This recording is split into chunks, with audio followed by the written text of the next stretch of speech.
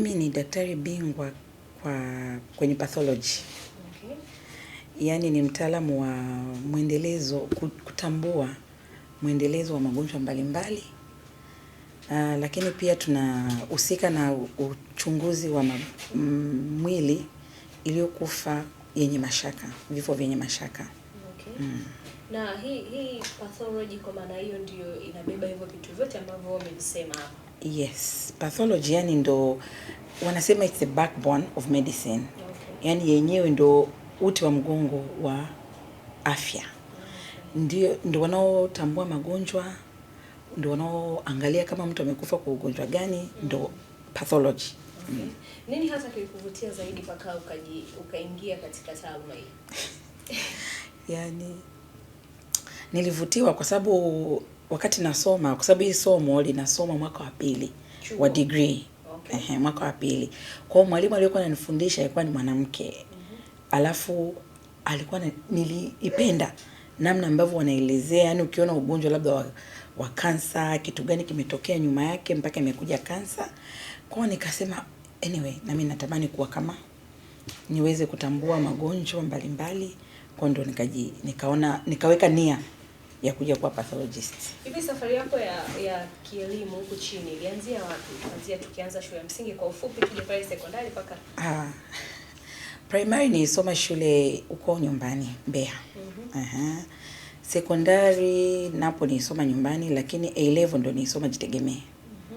Jitegemee pale ndo nilipomaliza A level ndo nikajiunga na chuo cha Muhimbili. Okay. Degree ya kwanza nikaendelea na degree ya pili Muhimbili. Nikafanikiwa kidogo kwenda nje kusomea magonjwa ya figo. Okay. Nchini Norway. Na nimerudi ndo natumikia taifa mpaka sasa hivi. Asante sana. Wakati umeniambia ile somo huwa linafundishwa hapo mwaka wa pili. Ndio. Wakati unaenda mwaka wa kwanza, ulikuwa umetarget kusoma nini kabla sasa hujatamani hiyo kujua saratani na vitu vingine? Wakati naenda mwaka wa kwanza nilikuwa natamani tu kuwa daktari. Hiyo daktari wa nini? Wow, nilikuwa napenda sana watoto. Okay. Lakini nilipofika mwaka wa pili nikagundua kumbe nina interest nyingine ambao ndo hiyo pathology. Okay. Hapo kwenye pathology mmeniambia kuna issue nyingi sana. Tukija katika upande wa postmortem ambao uchunguzi wa maiti, lakini kuna issue nyingi za magonjwa hapo. Tunaamini ama watu jamii huwa inaamini kwamba kuna baadhi ya vitu ni watoto wa kiume ndio ambao wanafaa kuvifanya. Kama mfano tukianzia katika upande wa uchunguzi wa maiti. Kwako wewe ilikuwa vipi? Ulikubaliana na hili, lakini pia familia ilifahamu kwamba unachoenda kukifanya kita base pia katika upande huu mwingine? Unajua kuna dhana nyingi kwenye society.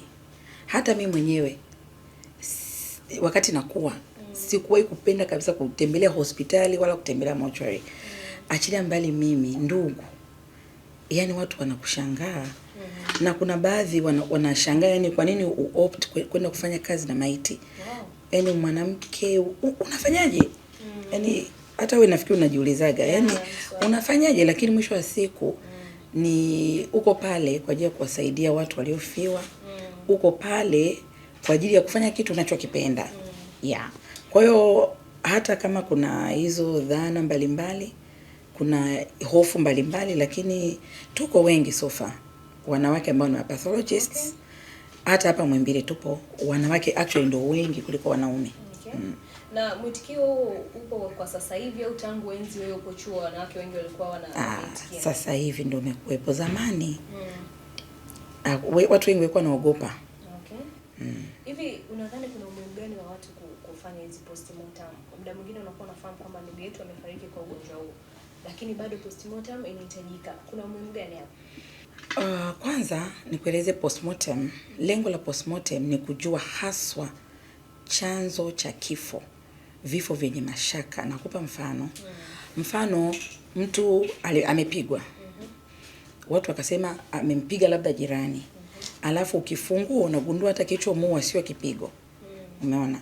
Kwa hiyo kuna umuhimu ili kuondoa ile sintofahamu kwenye jamii kuhusu kifo cha mtu fulani. Na pia ili huyu mtu aweze kupata haki yake endapo kuna haki yoyote. Labda amegongwa na gari anahitajiwa kulipa insurance. Kwa ili apate haki yake, ndio maana kuna umuhimu kufanya hizo postmortems. Zingine zinafanyika za kutoka wodini. Madaktari wametibu, wanashangaa wamemtibu mgonjwa anaendelea kuwa vibaya, wanafanya postmortem, tunaita clinical, ili kujua hasa ni kitu gani kilikuwa kinamsumbua huyu marehemu. Hivi katika hizi postmortem magonjwa gani ama matukio gani ya vifo ambayo huwa yanajirudia? Yaani labda wagonjwa wengi ama marehemu wengi huwa mkifanya mnakutana na hizo kesi?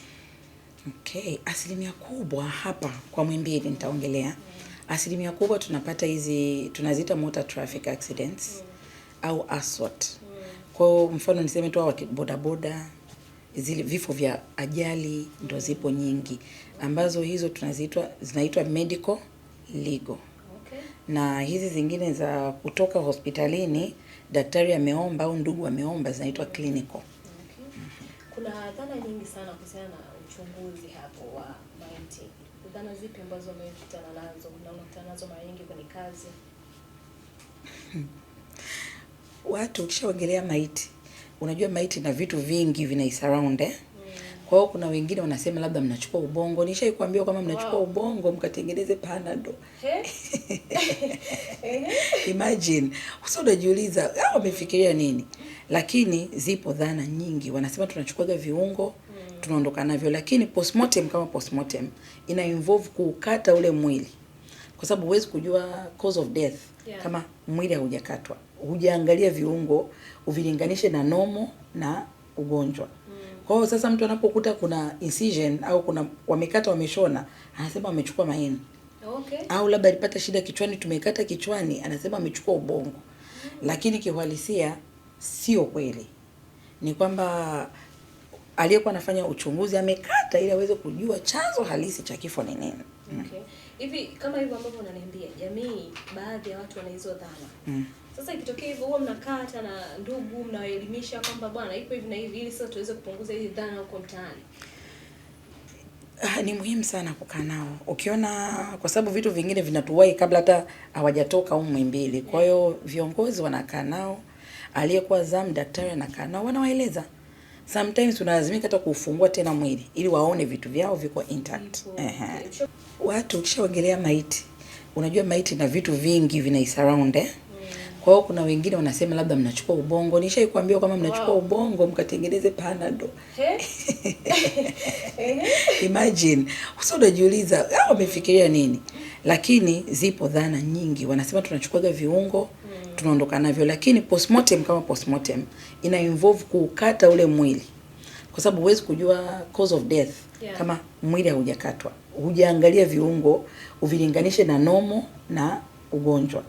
Kwa hiyo sasa mtu anapokuta kuna incision au kuna wamekata wameshona, anasema amechukua maini. Okay. Au labda alipata shida kichwani, tumekata kichwani, anasema amechukua ubongo. Lakini kiuhalisia sio kweli.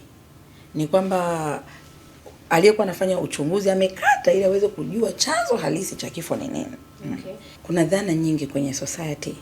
Hata mimi mwenyewe wakati nakuwa sikuwahi kupenda kabisa kutembelea hospitali wala kutembelea mortuary.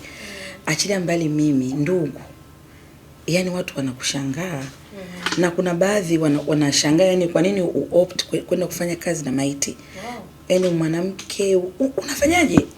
Yaani hata wewe nafikiri unajiulizaga. Yaani unafanyaje, lakini mwisho wa siku ni uko pale kwa ajili ya kuwasaidia watu waliofiwa. Uko pale kwa ajili ya kufanya kitu unachokipenda. Kwa hiyo hata kama kuna hizo dhana mbalimbali, kuna hofu mbalimbali, lakini tuko wengi so far. Wanawake ambao ni pathologists. Hata hapa Muhimbili tupo wanawake actually ndio wengi kuliko wanaume.